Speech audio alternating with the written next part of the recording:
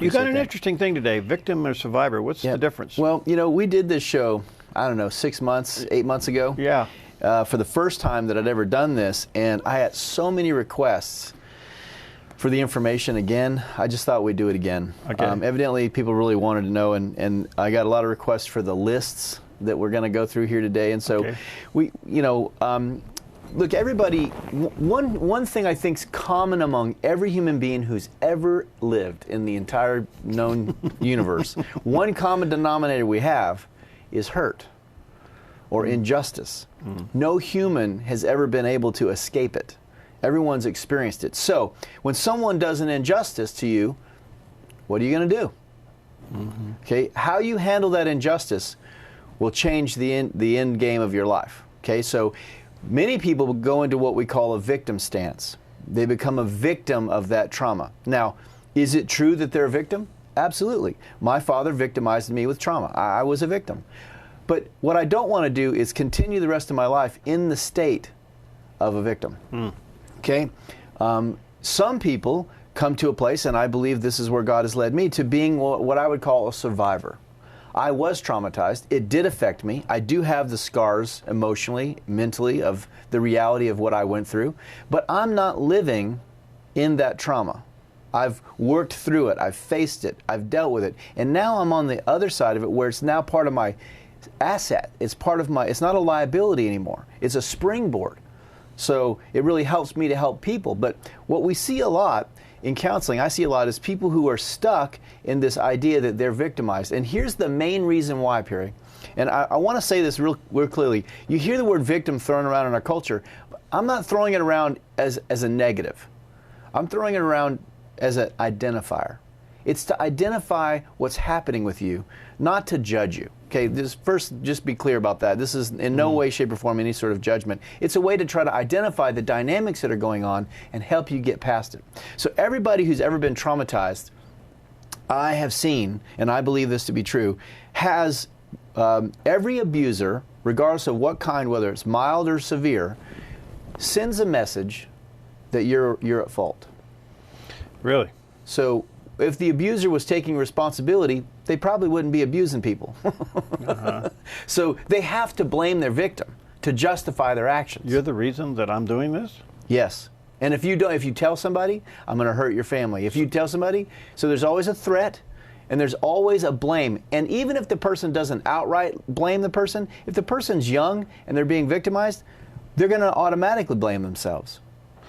Can I ask you a question here? Yeah. Fast forward just for a moment. I don't want to spend a whole lot of time there. The whole Sadusky trials all over the news. Oh my gosh.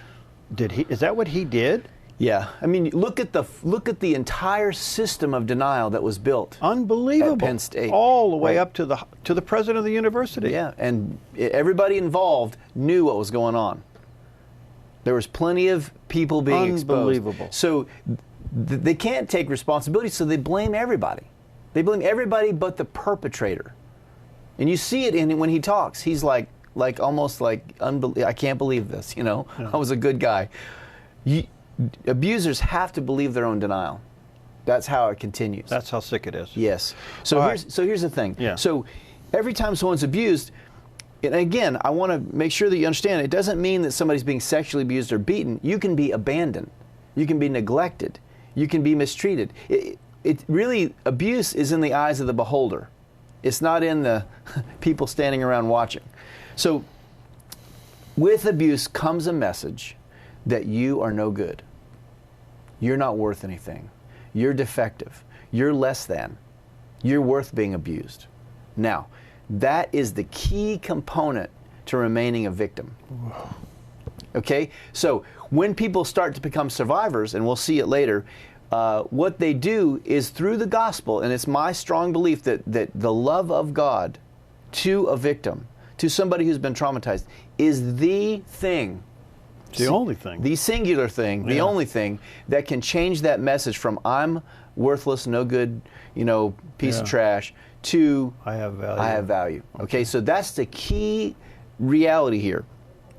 But what I wanted to do is go through 10 things that you could see in someone that is in the victim status. And I will go through those first 10 things, maybe in the first half here of the hour. And then the second half of the hour we can spend on what it looks like when you become a survivor.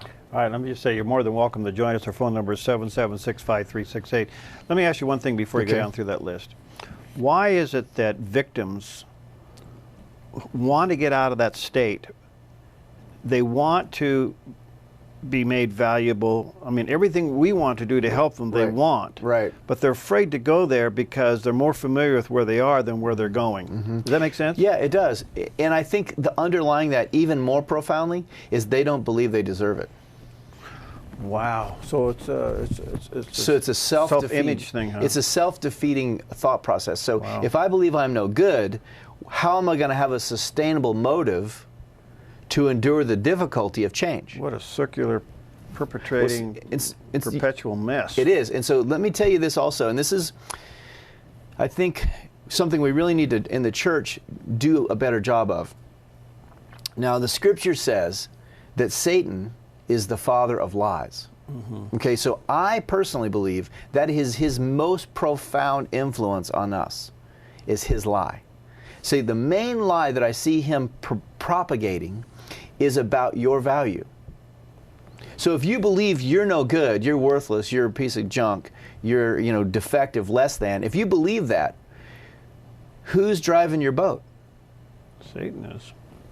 His lie that you're no good, even though you were abused, even though you were neglected, does not change the value that God has for you.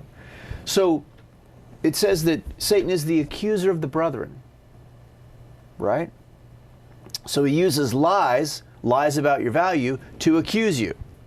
And this is why I think it's really important for us as believers to really encourage each other in the gospel truth, that God is indeed aware of what happened. He knows everything that happened to me, and He was present. He's going to redeem. He paid a price to save me from hell, to change the lie.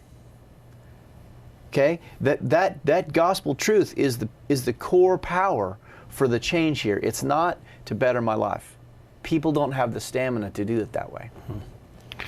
All right, let's go through these 10 signs. 10 signs. Now, whether you're a victim or a survivor, and you're probably thinking, well, I hope I'm a survivor. Yeah. But you may still be a victim. So listen carefully to these 10 things, and then we'll get into the survivor point. That's a good point, Perry, because sometimes you could be a little bit of both. You could be really a victim in one area of your life about one circumstance, and maybe gotten over another one, and be more in a survivor stance. Well, let me one other point here. Is self-confidence and image, is that a key indicator here? Yeah, I like to change the terminology from self-confidence or self-esteem to your value. What's your value? Where does your value come from? Where do you get your value? Does your value come from out there, my circumstances, getting things arranged in a way that I like, or people liking me? If your value comes from an outside source, you're going to be in trouble. So like you're looking for approval in all the wrong places. Exactly, or you're working hard, or you're getting loaded, or you're promiscuous, or you're being religious, but if the value doesn't come spiritually from God to you, then it doesn't have transforming power. All right, let's get into this list here. Okay, 10 signs you're a victim. Number 1, you complain rather than act. You ever seen that? Well, yeah. I'm trying to think how I would respond to that. But so people who just continually talk about it, but you never see any action. Okay, so they actually talk about the abuser, too. Yeah, they talk about everything, but they never take a step of action toward any sort of healing. They even would go to counseling, but they just keep talking. They don't actually take a step. And so here's the reason. The reason why is because they believe the lie that they're supposed to be in this place. They're not conscious of that. But this is a behavior you can look at and see. They complain, but they don't act. Is it also because they don't have a place to go? Sometimes, but even if they did, until that value question changes, they're going to stay spinning. All right, number 2. Number 2, you talk about the same problems over and over and over again. Again, nothing changing, just cycling. You hear somebody, 2 years ago we talked about that, and they talked about the same thing. It's like a perpetual problem and doesn't move. That's a sign you're stuck in the victim status. Right. Number 3. you're never able to get to resolution. Well, how can you if you're this sick? Well, if you're that stuck, exactly. But see, getting to resolution is one of the things we're all working for, right? We want to resolve these problems. And so what I've seen a lot is that people who are in a victim status, even though they have the tools and or the resources to get there, they never do. They sabotage themselves. They give up at the right moment because they don't believe they're worth it. So they sabotage the process and keep talking. So, right. Number 4, you're always looking to people to save you. How does that show up? So, like in a church, the typical thing would be the 20% of the people get 80% of the attention from the pastors. Mm-hmm. It's the people who eat up the resources of time and energy of people who are helpers, and everybody else is like trying to live their lives. But these people are always in the office. They're always getting counseling. They're always getting help. Okay, that's how it looks. They eat up resources. They eat up people's time. They're looking to people to save you. If I could just talk to that person, then I would be better. Well, listen, no person can save you. This reminds me of something else I wanted to say. What do victims need, Perry? Well, they need healing, but they need space, I think. What they think is they need rescue. Don't they? No. They need power. Well, I missed one. So victims think they need rescue, but I'm saying what they need is power, and that power comes from God, not from me as a helper, not from the church, not from my family. Now, those people might be useful once I start seeing my value, then they can help me. But as long as I'm spinning in that value question, probably not going to help me much. And so that leads me to number 5. You don't accept responsibility. There's always something or someone to blame. Is that always a product of a victim? In other words, is it because they've been victimized, or could it be their own problems? I mean, their own... Well, blame shifting, which is what this is common among a lot of people who are struggling. But if you're a victim, what happens is you never take any responsibility for changing your circumstances. Now, I'm not saying that the victim needs to take responsibility for the abuse, because obviously you were wrong. Mm-hmm.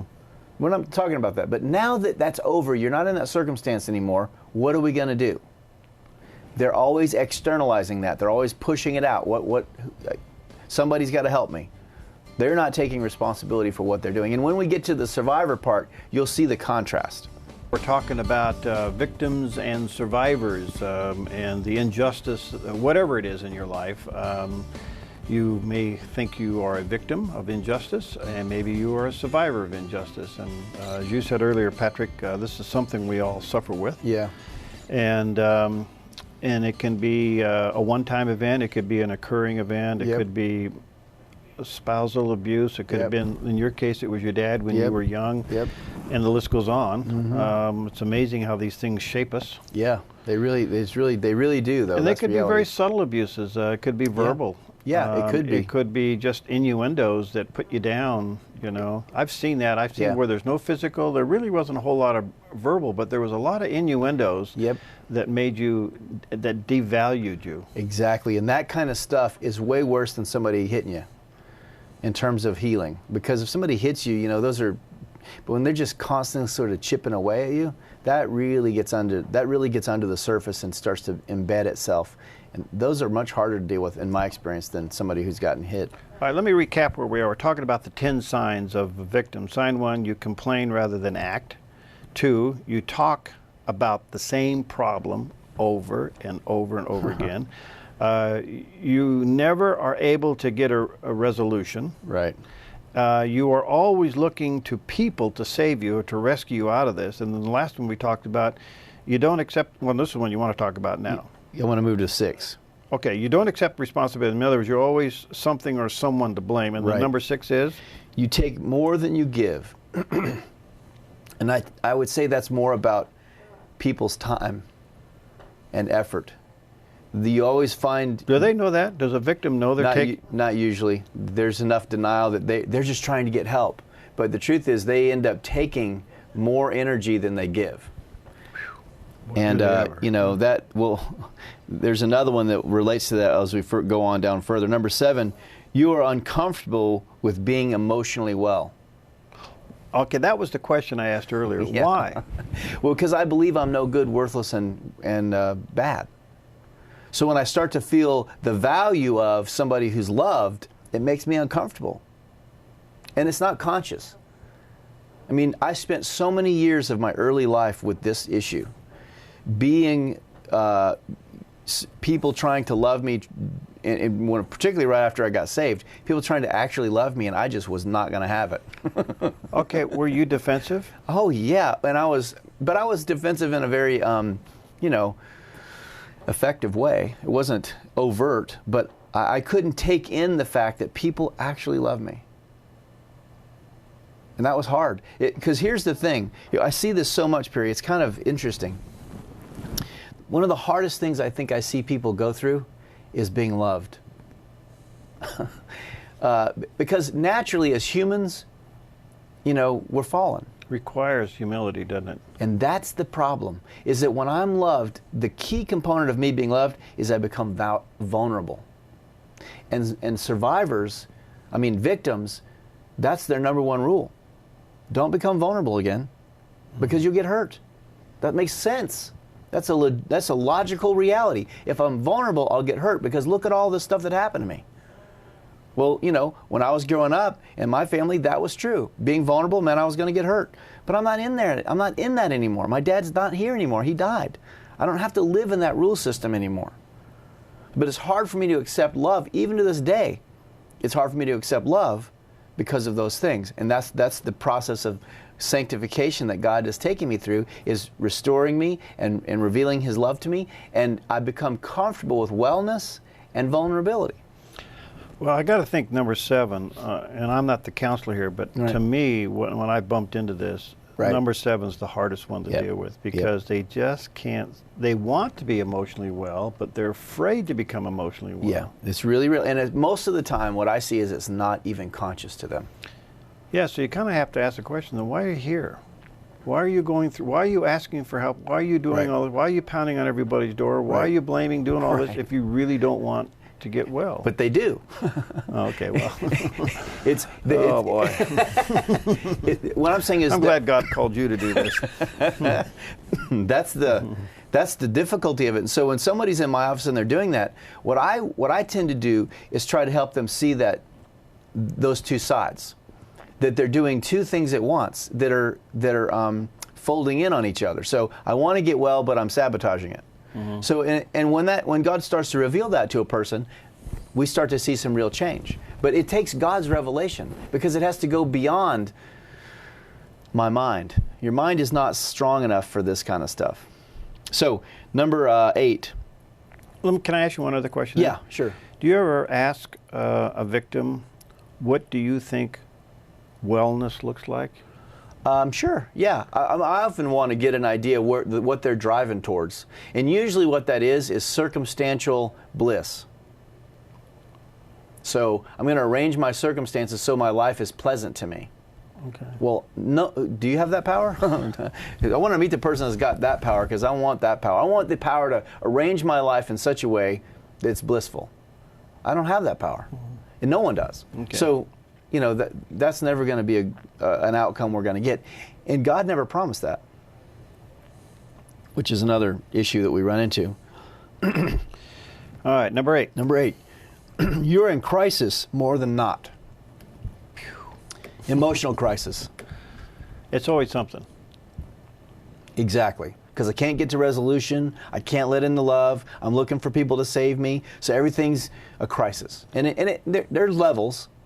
But you just feel that from the person, like, you know, the intensity level of their emotional, undoing is pretty intense. So they're in crisis more than not. Number 9, you make people around you tired.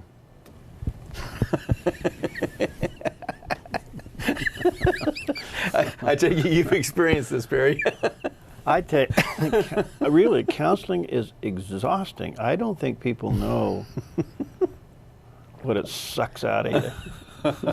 That's why I really believe it's a calling. It has to be. I could never do anything else. It's a calling because, see, this kind of stuff doesn't wear me out. It actually invigorates me. Well, okay. I guess if I was to qualify, and I say this respectfully, but I was to qualify myself, I have a pastor's heart. Yes, you do. I would agree. All right, so I want to help. Yeah, exactly. I want to get it done. Exactly. And I also want to knock their lights out once in a while, snap out of it, But I really, it is exhausting. It is. Well, and see, this is why I think a lot of times counseling doesn't work very well for victims, because a lot of counselors don't understand the internal workings of the traumatic mindset. And I just happen to be blessed enough to have gone through it. So I have a lot of compassion. I love people that are stuck in this because I want to try to help. Now, are there times where I'm like, you know what? Have I ever, been like, I can't do this? Yeah. I mean, I'm a human being and I have limitations. But generally, when people start to see that you understand, the wall starts to come down a little bit. Yeah. And as it comes down, then they start to see, oh, I can live another way. I did trust that person and I didn't die. And we start to get a little momentum going the other way. But it's usually a long-term deal because they keep testing. They keep testing. And if you remain safe and you don't go, I'm sick of this, we might get to the other side. Well, I think impatience is probably the one thing that's in our culture today that hinders us from getting full healing. Yeah. Well, and the reality is our culture is impatient because we want everything now. We don't want to wait. Yeah. And as an addict, I can tell you, I certainly understand that reality that waiting is next to that's near hell. Well, I just really think it's one of the problems. Yeah.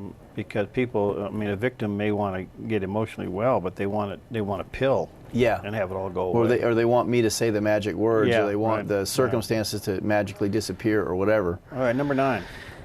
Number 9 was you make people around you tired. All right. Number 10, you tend to harm others rather than show mercy. Do they know that? Does the victim know they're harming people? No. How do they harm them? They're wearing them out. Yeah. They're wearing them out. They're not usually doing active things that are hurtful, but they are hurting people by their constant need of attention, their constant need of counseling, their constant need of help. They're just always spinning. Does the victim have order in their life? Some can have order, but generally no.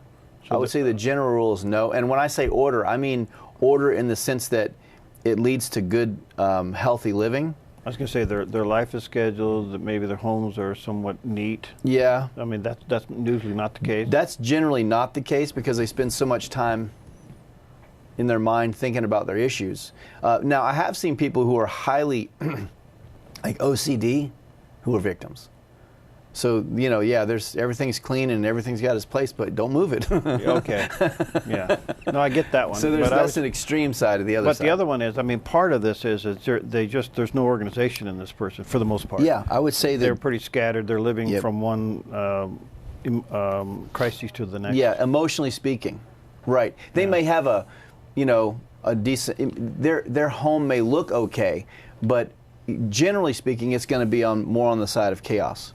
Generally speaking, I just want to let people know that just if you have a chaotic home and you're not very organized, doesn't automatically mean you're a victim. Okay, we're going to get into what it is to be a survivor in just a moment, but just kind of highlighting the victim thing. I want to put this in perspective because if you are self-analyzing yourself and you say, well, I'm a victim, that kind of fits into this self-pity, I got a problem, I need help. I mean, isn't that somewhat compounding? It is. So what I want people to do is be able to identify the behavior and then ask the question. Ask the question of somebody around you who you talk, do I wear you out? Can you handle the answer? Yeah. Well, see, that's just it. I mean, do you find that I'm always spinning? Do you feel like I can never get to resolution? Ask around. And if you have people in your life that love you, they'll tell you. And the fact that you would ask the question tells me you're on the road to being a survivor. And listen, I want to say one other thing to folks. Listen, there's no one out there who cannot move from victim to survivor. Everyone, because of God's mercy, is capable of making the transition. And so there's hope. A lot of times I talk to victims, and one of the things they say is that, well, there's no hope. I can't change. I've tried, and no, nothing ever works. And no. Well, listen, I'm sitting here as proof that you can change. I spent many years of my life in this victim's role, and I'm not there anymore by God's mercy, not because I did everything right. So it's not about you doing everything right. It's about you trusting God and developing that relationship. And then, as we see in the survivor's role, we'll see how that translates into you getting a more healthy life. Let me take a call, and then we're going to get into the 10 signs of a survivor. But Pete, what's your question today? My question is, how do you, when you're in the middle of a battle, which I'm in the middle of a divorce, how do you get, because you always get blamed, and you try not to respond to it negatively, that, you know, you have a child involved and stuff, and it really makes it really difficult. Right. So your question, Pete, is how do you deal with the accusations that are false? Yes. Well, first of all, one of the things that I think is really important in that circumstance is because there is a lot on the line there. It's a lot of hurt. You know, your children are involved. You know, this dissolving of a marriage, which is painful in itself. And blame's flying around. But here's the thing that I think really will be helpful is that if you operate based on your convictions, not the accusations, what is God convicting you of, Pete, in terms of the failure of the marriage? Whatever that is, you deal with that. And when other accusations come, you can take them to the Lord and consider them, but unless He convicts you, don't respond to them. Because if you've done something wrong, you need to clean it up, regardless of the outcome of the marriage. If you haven't, don't respond to it. And you trust God for the outcome, rather than trying to get the justice yourself, because it never works. Boy, that's powerful. Did you get that, Pete? Yes, I got that, and I appreciate that very much. Okay. You're welcome, sir. Thank you. That was profound. You know, every once in a while you come up with a golden one. I just want folks to know that was a golden moment here on television and radio, and that was a moment that you take out and you just, that was outstanding. I learned volumes in that. I got to remember that one. Good for you. That's really well done. All right, let's talk about the survivor. Okay, 10 signs you're a survivor. Number 1, you are behaviorally active in moving toward hope. You're behaviorally active, not verbally. Your behavior. So, yeah, I'm in a difficult circumstance, so then I start to behave in such a way that moves me toward hope. Okay, rather than spinning around and talking and blaming and, you know, everything's somebody else's fault. So, I am behaviorally active in moving toward hope. Number 2, you are willing to sacrifice whatever is necessary to change. You starting to see the contrast here? Ooh, big time. So one of my favorite illustrations of this is the guy that they made the movie of that got his arm stuck in the rock and he sawed it off and walked to the hospital. Yeah. Now that's behavioral commitment to getting better. I probably would have died at the rock. I don't think I could have sawed my arm off. But my point is that you see a profound commitment behaviorally that moves toward healing. So this is one of the things in recovery that we used to say all the time. Trying is lying. Either you do or you don't. So how many times have I heard, well, I'm trying. Well, I'm trying. I'm trying. But there's no behavior that really goes with it. Them saying I'm trying is really just trying to appease the person who's asking them to do something. I'm trying. Somebody who's in survival, you don't have to ask them. They're active. You start to say it, they're already gone. Because they're sick of being in this pain. They're sick of being where they're at. They are going to move out of it. And it doesn't matter what it costs me. I'm going to do it. They are willing to sacrifice whatever is necessary to change. You know what's interesting about that? I just interviewed the CNN host who went through, was living in an abusive relationship. And she's a Christian, and she's taking a lot of heat now because she consulted God on what to do, and she went the Christian route and everything. The point is that she came to this very conclusion. She was willing to sacrifice whatever was necessary to bring change to the situation. So she became an adult in the situation. Exactly. Somebody's got to be an adult here. And she moved out. God does not want me to live and be constantly abused. And there was high-level abuse. Yeah, I understand. And she moved out. Right. And then talks about it. But man, it was. So it's amazing to me how much pain we can live in. I mean, what I've seen it take for people to get here. And listen, this is the sad truth of it. Sometimes people never get there.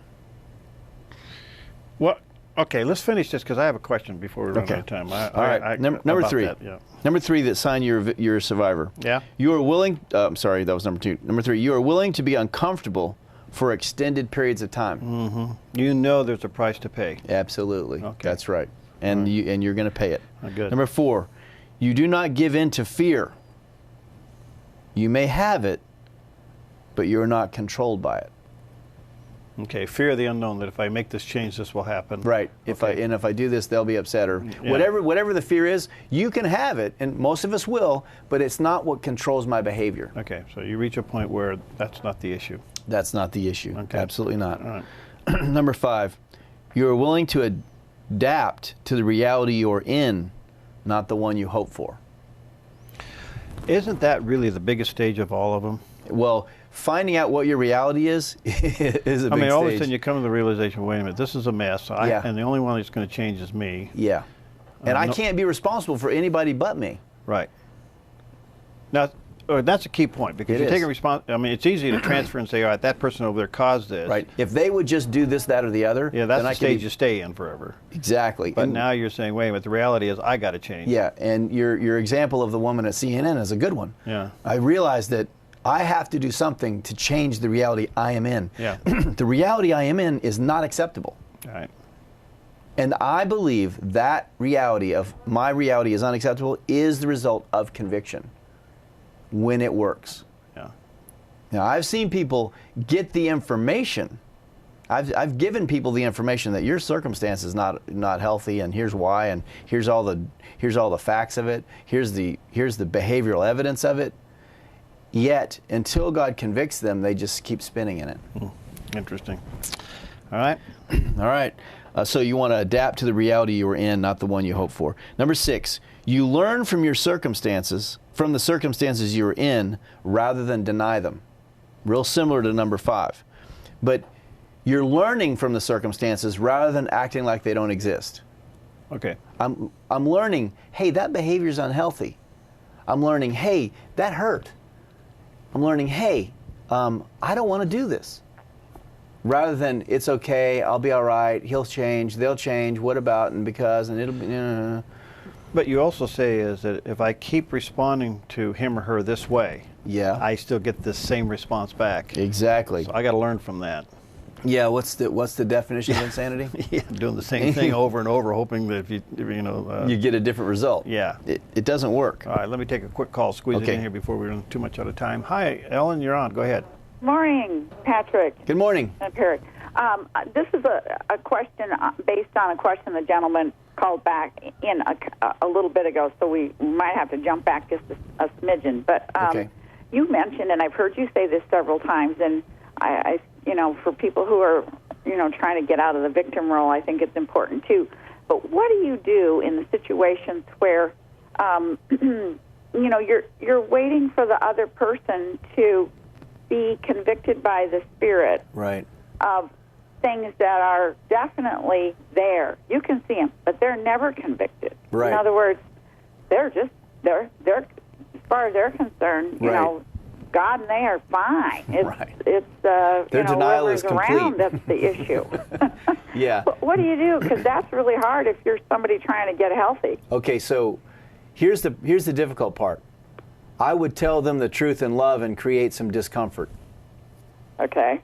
Because you telling them the truth in love, now when I say that, that's different than I'm sick of your behavior and I'm going to lash out and freak out at you.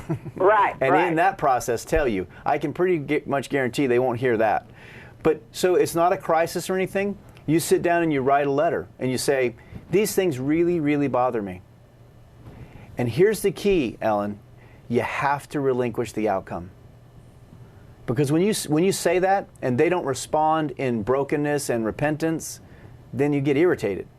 Mm-hmm. What I say is you just got to put it out there and you're going to trust God. Now, if God, through that truth being told to them, opens them up and reveals to them their sin, now we got something to work with.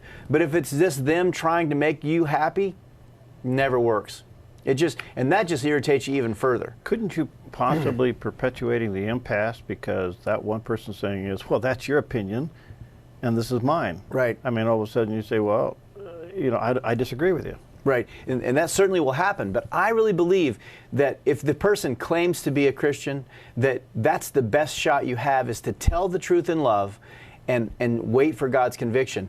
The other thing I would say is that if the hurt is at such a level that it's maybe causing you to not live very well, or it's really starting to affect your life in a negative way, I think maybe you got to put up a boundary and separate yourself from that person and say, look, this relationship is so painful to me, I can't do it. I'm going to move away from you, and I'm not really interested in the relationship until these things change.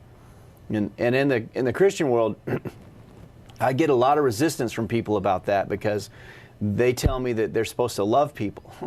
The truth I'm a strong believer in supervised separation. Yeah, well, here's the other thing, is that until you cause a consequence, the person's not going to listen. Because nobody changes until the pain is great enough. None of us change because we just wake up and decide to. Usually it's the result of pretty significant pain, and then we're ready to look at another option. And so what I see in relationships a lot of times is you have one person who's dishing it out and another person who's trying to make it right. And until the person dishing it out comes to the understanding that they are wrong, no doubt about it, wrong, nothing really changes. And so in that case, you have to protect yourself if they're not going to change. Thanks. Okay, thank you. I really appreciate that. Thank you, Ellen. God bless you. All right, let's see here what time. We can squeeze in one more. Let's squeeze one more? Let's squeeze in number 7 there. Okay, number 7. You are willing to use all of your resources to move toward change. Whoa. You're all in. No holding back. I'm going to get this done. It doesn't matter. I'm going. I'm doing it. I'm jumping off the cliff. I'm after it. I'm not going to wait. No more excuses. No more rationalizing. No, I'm just, you know what? I don't know what's going to happen, but I'm just going to do it. Okay. And that kind of determination, I believe, is really spiritually derived. I don't believe you're going to get that from intellectual understanding. Oh, great. Let's finish this off and then come back with some other things. Because you're down where number 7, you said willing to use all, big A-L-L of your resources to move towards change. Yep. That's a biggie. It is. And I would move on to number 8 that says you actively seek help. So the difference between somebody who's in the victim status, who's complaining and not doing anything, the other person, the survivor, is working, active, moving toward doing something they can to get out of the circumstances. So that the behavioral element of the survivor is one of the key differences.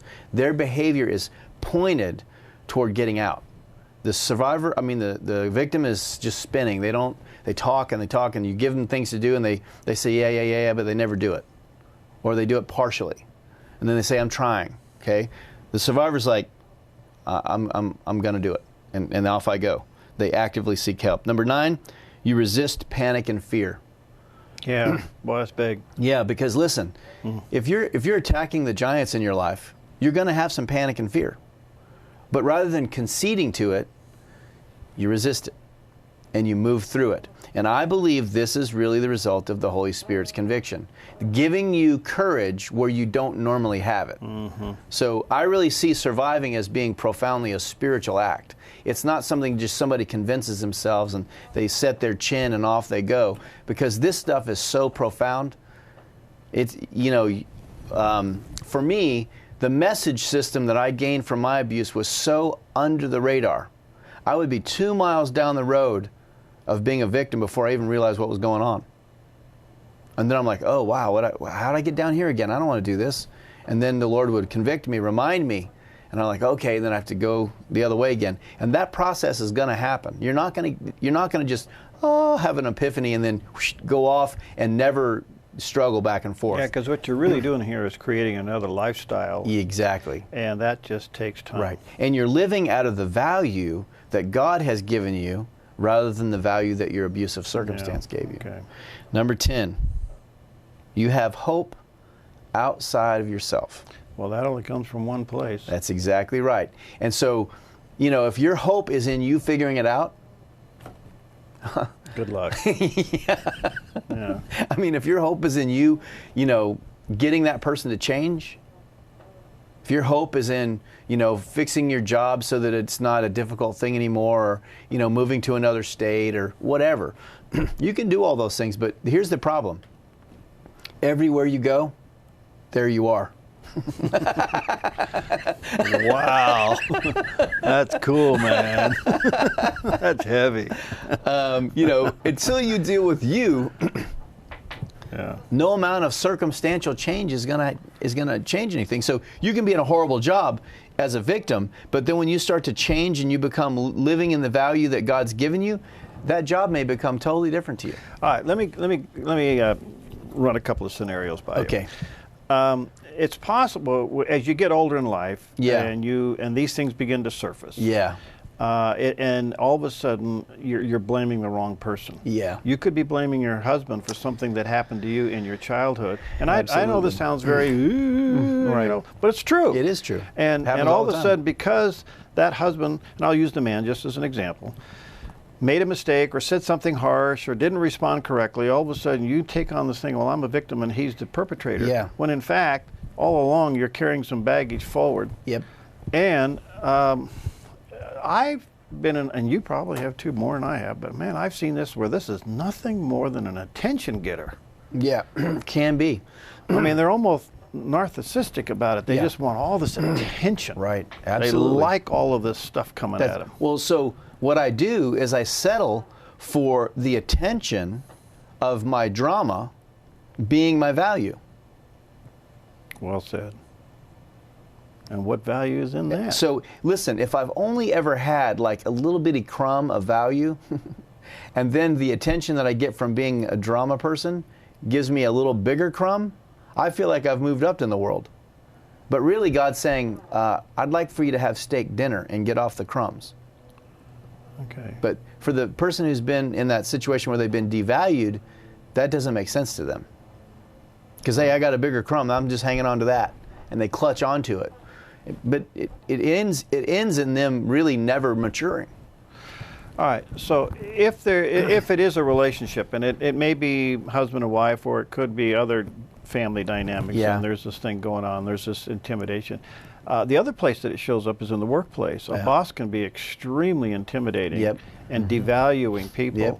And I've had, man, by the time I don't know, in some cases I would say that is even more damaging because your life is wrapped up in your career, Yeah. you know, supposedly. Yeah. And all of a sudden you're being put down as being a nothing. Yeah, and so what you brought up earlier, the scenario of the person who's maybe been abused earlier in their life, and then they're in a relationship, and the person that they're with is mistreating them, and the mistreatment is like a level 2, but the response is from the person who's been mistreated is a level 10.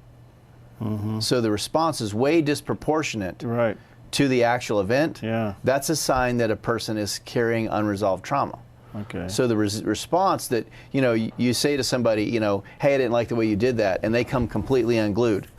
You weren't trying to hurt them, you're just trying to let them know something. They really have a big reaction. That's a sign that there's a bunch of unhealed wounds inside of them, and that stuff's being poked, and so they're reacting. Okay, so one of the things that I really wanted to make sure I said today was this.